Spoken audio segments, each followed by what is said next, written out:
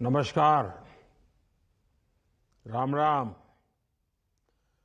जय मां खोड़ल। કેમ છો બધા? ચાલો આનંદ થઈ ગયો. આમ તો મારે રૂબરૂ આવવું જોઈએ, પણ તમે જાણો છો બધી દોડધૂપ, એટલે આજે ટેકનોલોજીનો ઉપયોગ કરીને તમારી વચ્ચે આવી રહ્યો છું. आज के इस विशेष अवसर पर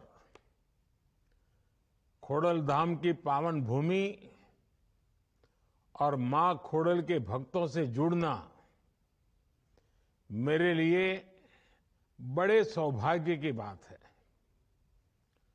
जन कल्याण और सेवा के क्षेत्र में श्री खोड़ल धाम ट्रस्ट ने आज एक और अहम कदम बढ़ाया है। आज से अमरेली में कैंसर हॉस्पिटल और रिसर्च सेंटर का काम शुरू हो रहा है। अगले कुछ सप्ताह में श्री खोड़ल धाम ट्रस्ट कागवड़ की स्थापना के 14 वर्ष भी पूरे हो रहे हैं। आप सभी को इन आयोजनों की बहुत बहुत शुभकामनाएं। मेरे परिवारजनों, 14 वर्ष पहले लेवा पाटीदार समाज ने सेवा, संस्कार और समर्पण का यही संकल्प लेकर श्री खोड़ल धाम ट्रस्ट की स्थापना की थी। तब से इस ट्रस्ट ने अपने सेवा कार्यों से लाखों लोगों के जीवन को बदलने का काम किया है। शिक्षा का क्षेत्र हो, कृषि का क्षेत्र हो, स्वास्थ्य का क्षेत्र हो, आपके ट्रस्ट ने हर दिशा में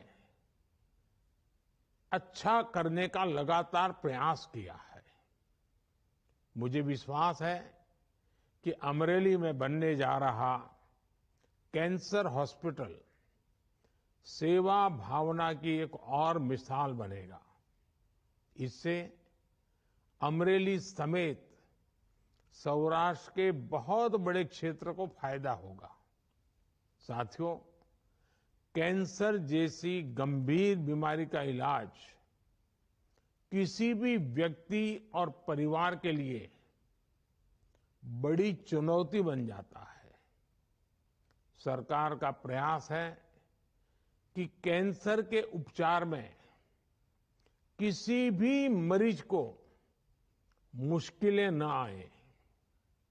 इसी सोच के साथ पिछले 9 साल में देश में करीब 30 नए कैंसर अस्पताल विकसित किए गए हैं। 10 नए कैंसर अस्पताल पर अभी काम चल रहा है। साथियों, कैंसर के इलाज के लिए भी बहुत जरूरी है कि कैंसर का सही समय पर पता चल जाए। अक्सर हमारे गांव के लोगों को जब तक कैंसर का पता चलता है तब तक बहुत देर हो चुकी होती है, शरीर में काफी फैल चुका होता है। ऐसी स्थिति से बचने के लिए ही केंद्र सरकार ने गांवों के स्तर पर 1.5 लाख से ज्यादा आयुष्मान आरोग्य मंदिर बनवाए हैं। इन आयुष्मान आरोग्य मंदिरों में कैंसर समेत कई गंभीर बीमारियों को शुरू में ही पकड़ने पर जोर दिया जा रहा है। जब कैंसर का पहले पता चल जाता है तो उसके इलाज में डॉक्टरों को भी बहुत मदद मिलती है। केंद्र सरकार के इस प्रयास से महिलाओं को भी बहुत फायदा हुआ है। सर्वाइकल कैंसर हो, ब्रेस्ट कैंसर हो, इसकी शुरुआती जांच में आयुष्मान आरोग्य मंदिर अहम भूमिका निभा रहे हैं। साथियों, पिछले 20 वर्षों में गुजरात ने स्वास्थ्य के क्षेत्र में अभूतपूर्व प्रगति की है। आज गुजरात भारत का बड़ा मेडिकल हब बन रहा है। 2002 तक गुजरात में सिर्फ 11 मेडिकल कॉलेज थे। आज उनकी संख्या बढ़कर 40 हो गई है।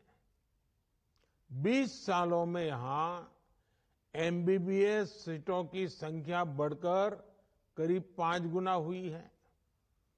पीजी सीटों की संख्या में भी करीब 3 गुना बढ़ोतरी हुई है।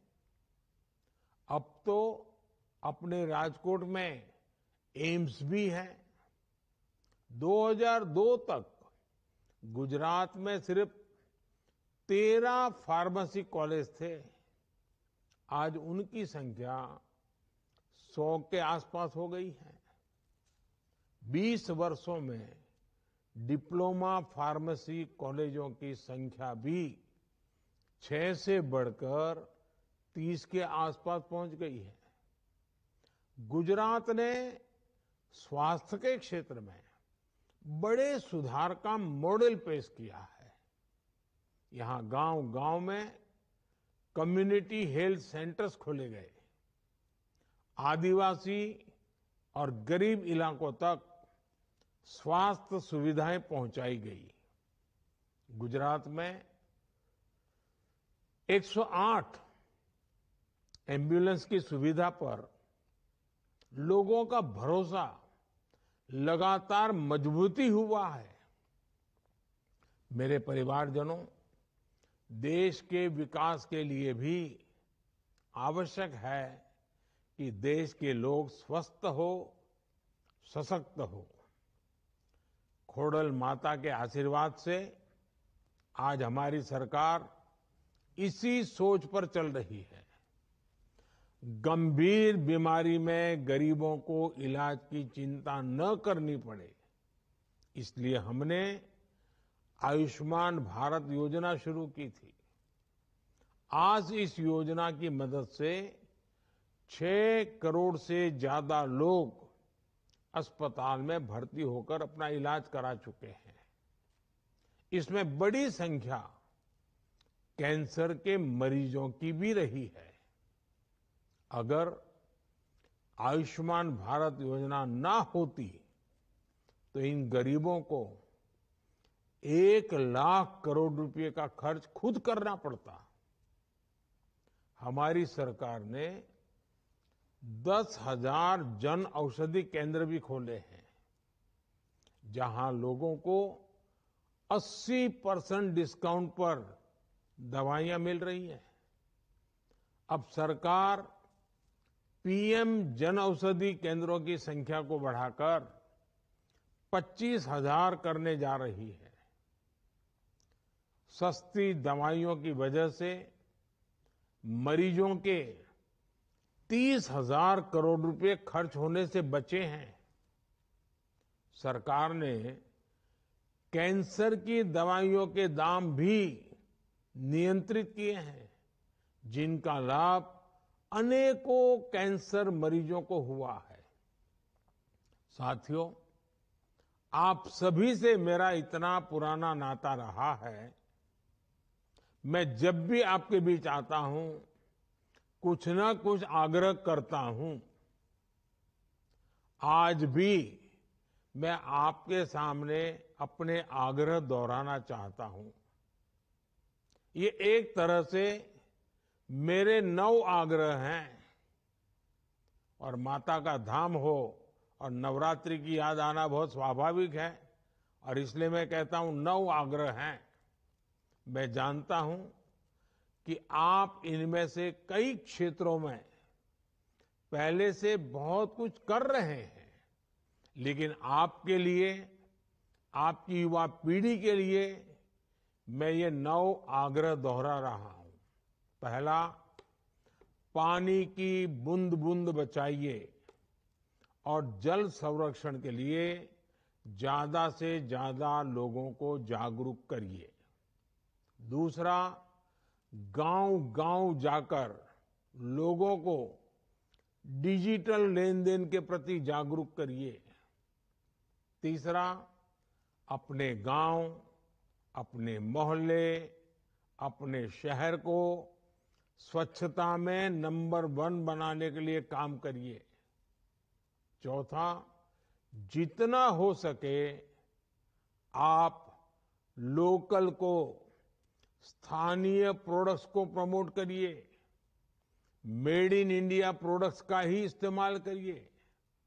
पांचवा, जितना हो सके पहले अपने देश को देखिए। भ्रमण करना है तो देश में भ्रमण करिए, अपने देश में घूमिए, अपने देश के पर्यटन को बढ़ावा दीजिए। छठा, प्राकृतिक खेती के प्रति किसानों को ज्यादा से ज्यादा जागरूक करते रहिए।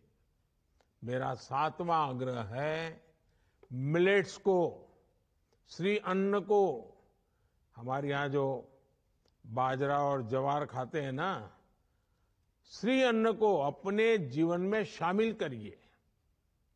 इसका खूब प्रचार प्रसार करिए।